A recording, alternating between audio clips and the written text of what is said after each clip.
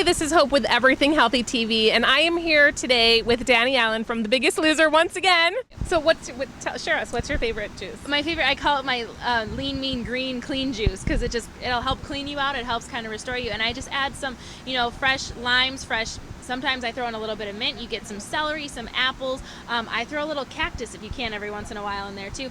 Anything green actually goes really well together, and then I throw in like the apple to kind of sweeten it out, so it's been a great, and then you can put tons and tons of spinach, and you can really mask the taste of spinach with just a little green apple. Yes. So it's awesome, it'll help clean you out, it's a great antioxidant, and then it just kind of like keeps you flowing for the day. Good, good. And I'm going to add my little favorite thing to put in the smoothies. I love ginger. I'm like a freak for ginger. Just throw a little in. Oh, beets. Ginger and beet juice. Yeah. It's weird, but it's so good. And a little ginger goes a long way. Oh, careful. It gets a little spicy after a while. You're like, okay, I got some ginger today. Yes.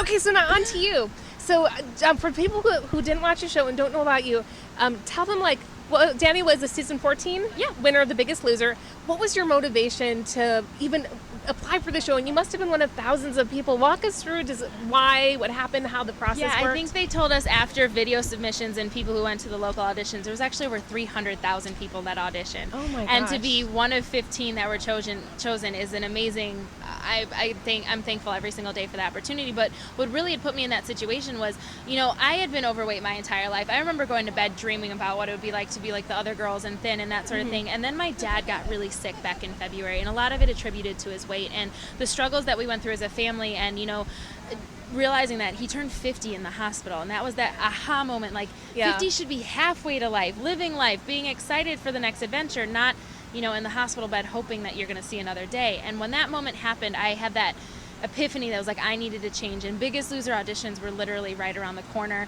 My girlfriend suggested it, we went. I honestly thought, I was just like, okay, it's a great head start, let's start our active life tomorrow.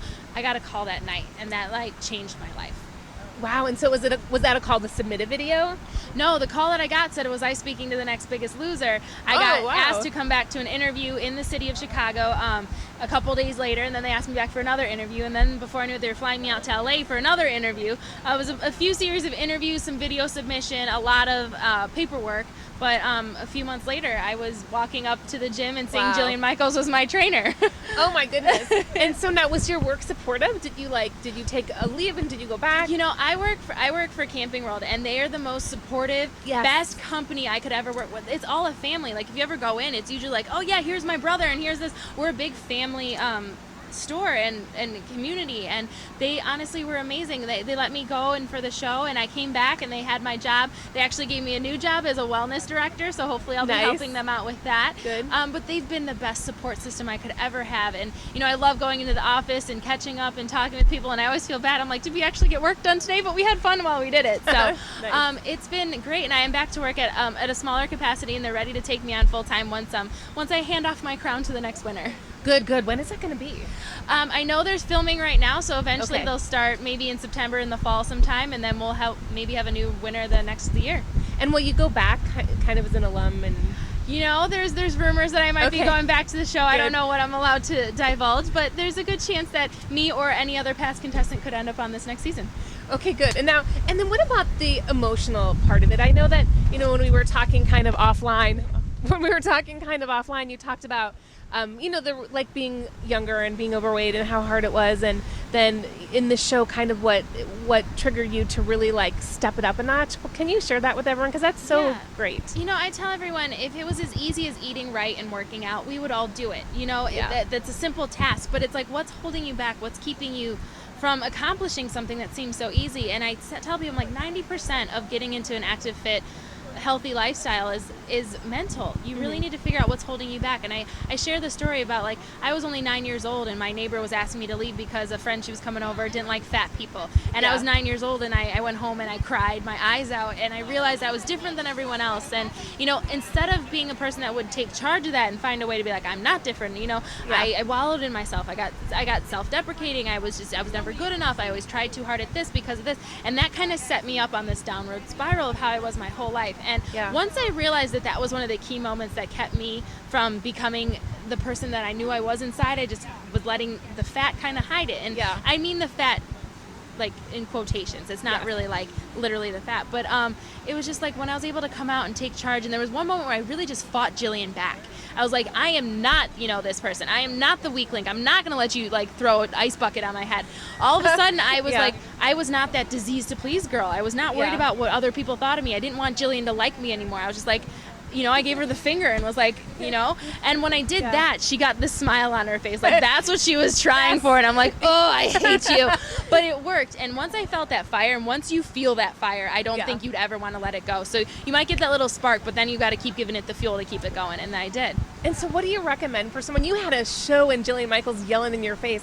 What do you recommend for someone who's kind of in the sad place, who feels like they're fat and not good enough? Like, what do you recommend for them to really kind of bust through it and get to the other side? For anyone who's just getting started, don't get lost in the overall picture and the big goal. I think a lot of times we see like that big scale weight or something, a big change, and you don't know how to get started, or you get a really good path going and then you fail and then you don't know how to get back on the road. So what I tell people, I'm like, always set small goals and set goals outside of weight. It doesn't have to be, you lost 2 pounds this week. It's like, I was able to go up the stairs 3 times today without getting winded, or I was able to be on the treadmill for X amount of more time. Find different sort of tools that help give you that little fire of accomplishment and celebrate them. I think a lot of us get caught up in like saying, oh, that wasn't good enough. But if it was a first time for you or something new for you, just because other people can do it does not take away from the fact that you finally did something that you couldn't do. You celebrate it. You go get a manicure. You go do this. Find a way to treat yourself outside of food, because I know I was the type of person to be like, all right, if I do this, I can go get ice cream. I found different ways to treat myself and be proud of it and write it down. I think social media is great now because you can actually be like, hey, Facebook, look what I did. I don't care if you actually read it, but I'm telling everyone that I did it. Do that and be proud of yourself. And I think a lot of us feel like we can't be proud of ourselves because we'll feel either selfish or like we're egotistical, and we have all these like labels on people who are proud of themselves. And be confident and proud and let the world know. And if someone has a problem with it, give them the finger like I gave it to Jill. Good.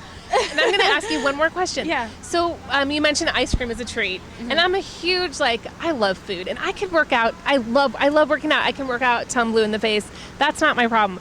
I love food, and I can't just say no. And I know there's other people who can't just say no. Maybe you guys watching, you are someone who just can't say no to the ice cream or to the big chunk of cheese or the piece of pizza.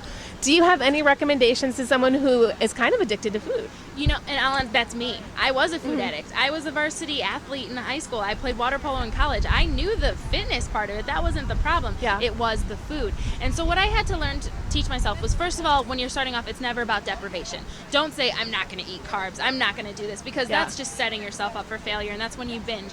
What I do is I like to incorporate those little things that maybe ice cream or things that are considered unhealthy options. How can I either incorporate it at that form, or how do I incorporate it in a different substitute? So for my ice cream fix, I'm like you. I take like a non-fat Greek yogurt, and I'll add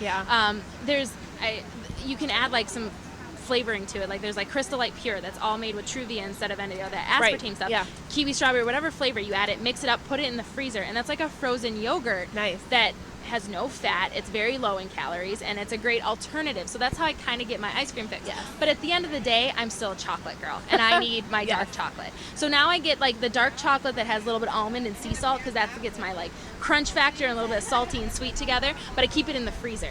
So that way, when I'm ready to have it, or I can incorporate it, I've counted it in my calories, I can let myself have it.